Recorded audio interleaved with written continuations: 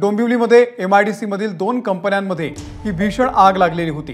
Indo amines आणि Malde capacitors या 2 कंपन्यांना ही आग लागलेली होती। आगीमध्ये कोणतीही जीवितहानी झालेली नाहीये अशी माहिती पोलिसांनी दिलेली आहे। इंडो अमाइन्सला लागलेल्या आगीमुळे परिसरातल्या लोकांमध्ये घबराट पसरलेली आहे।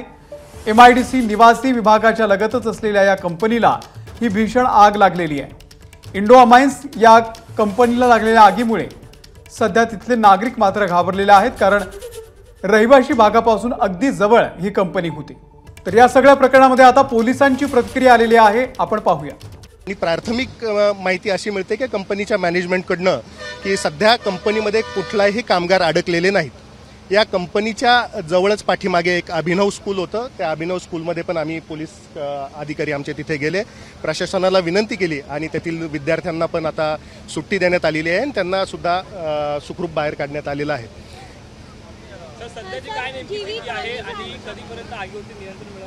सध्या आता आग सध्या पूर्णपणे नियंत्रणात आहे। साधारणतः एक अर्धा पाऊण तासामध्ये आग पूर्ण विझेल। सध्या जी कॅपॅसिटरची कंपनी आहे त्या कंपनीमध्ये काही केबल्स आणि इलेक्ट्रॉनिक इक्विपमेंट्स असल्यामुळे त्याचा काळा जो धूर आहे तो इथे दिसून येत आहे, परंतु आगीवर नियंत्रण मिळवण्यास आता यश येत आहे। ABP माझा, उघडा डोळे बघा नीट।